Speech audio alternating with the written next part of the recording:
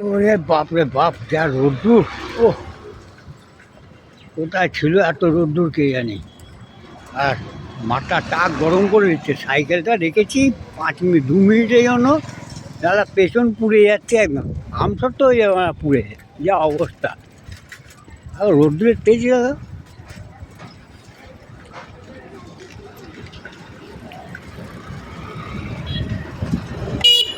হুম, দাদা, এত রোদ্দুর, এত রোদ্দুর হচ্ছে কেন? জবাব চাই, জবাব দাও।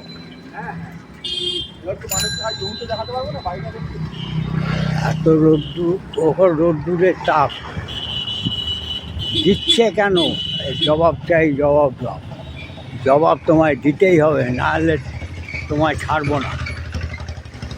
জয় শ্রীরাম। ভাই, পাছা পড়ে যাচ্ছে এখন। রোদ্দুরের তেজ, রোদ্দুরের তেজে এবার রাখা যাচ্ছে না, থাকা যাচ্ছে না একদম। আমাদের পুড়িয়ে মারবে যা অবস্থা। হ্যাঁ, ওটাই ছিল এত রোদ্দুর পড়া কে জানি। সহ্য হচ্ছে না, জ্বালা করছে শরীর একদম। সূর্য মনে হচ্ছে একদম, মনে হচ্ছে মানে হাত বাড়ালে মনে হয় সূর্যকে পাওয়া যাবে।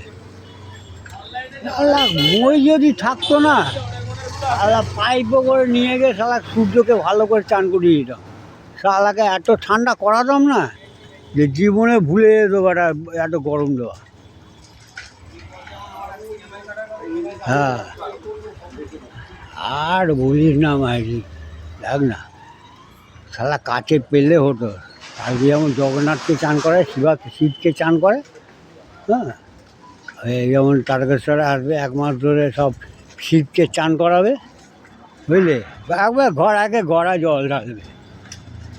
সেই রকম যদি পেতাম না সূর্যকে কাছে, আর জলে চুবিয়ে রেখে দিতাম। মানে ঘন্টাখানে চুবিয়ে রাখতাম, নে ঘন্টাখানে চুবিয়ে থাক, তারপর তো ঠান্ডা হলে তারপর উঠবি।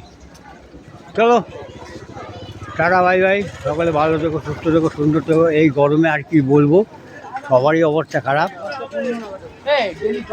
আমি সাইকেলটা রেখেছি, সাইকেলটা যা অবস্থা, সিটটা যা হয়েছে, বসার সাধারণ মনে চামড়া শুধু পুড়ে গেছে।